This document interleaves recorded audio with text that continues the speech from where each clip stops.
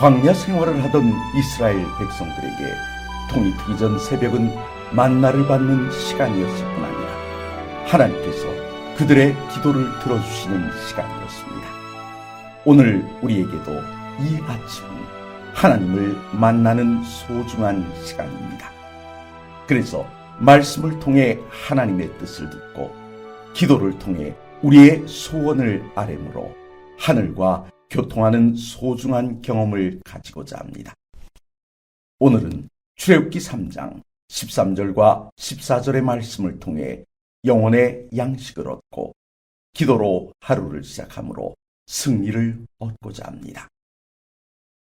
모세가 하나님께 아뢰되 내가 이스라엘 자손에게 가서 이르기를 너희의 조상 하나님이 나를 너희에게 보내셨다 하면 그들이 내게 묻기를 그의 이름이 무엇이냐 하리니 내가 무엇이라고 그들에게 말하리이까. 하나님이 모세에게 이르시되 나는 스스로 있는 자이니라. 또 이르시되 너는 이스라엘 자손에게 이같이 이르기를 스스로 있는 자가 나를 너희에게 보내셨다 하라. 모세의 돌다리 두드리기는 오늘도 계속됩니다. 본문의 내용을 보십시오. 모세는 하나님께 묻습니다. 내가 이스라엘 자손들에게 가서 너희의 조상의 하나님이 나를 보냈다고 하면 그들은 틀림없이 이렇게 물을 겁니다. 그 하나님의 이름이 무엇이냐고 말입니다. 아마 모세는 하나님의 이름을 몰랐던 모양입니다. 그때 하나님이 이렇게 답하십니다. 나는 스스로 있는 자이니라 라고 말입니다. 스스로 있는 자라는 말씀이 잘 이해가 되십니까? 어쩌면 이스라엘 백성들에게는 이해가 되었을지 모릅니다. 생각해 보십시오. 그들이 애굽에서 본 신들은 어떤 신들이었습니까? 모두 사람의 손에 의해 만들어진 신이었습니다. 스스로 존재하는 신이 아니라는 것입니다. 그런데 모세에게 나타나신 하나님은 자신을 스스로 있는 자라고 하시며 이스라엘 백성들에게 그렇게 말하라고 했습니다. 이는 하나님은 신이라 칭하는 모든 것들과는 확연히 구별되고 있음을 일러주신 것입니다.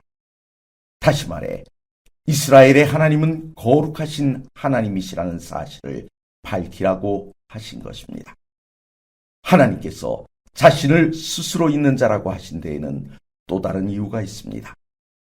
스스로 있는 신만이 참 신이며 사람의 손에 의해 만들어진 신은 신이 아니라는 사실을 말씀하신 것입니다. 그래서 더 이상 애굽의 신들에게 속지 말고 참 하나님을 섬기는 백성으로 살라는 것입니다. 이는 애굽의 힘든 노역에서 벗어나는 것에 만족하지 말고 천지를 지으신 참 하나님을 섬기는 백성으로 거듭나라는 말씀이었던 것입니다. 이스라엘의 문제가 무엇이었습니까? 기근을 피해 잠시 애굽에 갔으면 기근이 사라진 이후에는 돌아왔어야 했습니다. 하지만 그냥 그 자리에 안주하는 바람에 결국은 종살이를 하게 되었던 것입니다.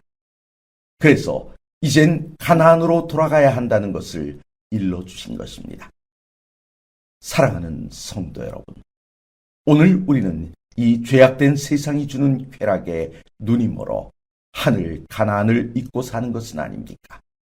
때론 모세처럼 하나님의 말씀을 듣고 있으면서도 순종할 생각보다는 돌다리도 두드려 보랬다고 하면서 불순종할 이유가 없을까 고민하는 것은 아닐까 하는 것입니다. 만약 그러한 모습이 내게 조금이라도 있었다면 지금 돌이켜야 합니다. 이 시간 우리를 지으신 하나님 앞에 나아가 머리를 숙이시고 기도하심으로 하나님의 인도를 받는 하루를 여시는 귀한 아침이 되시길 간절히 바랍니다.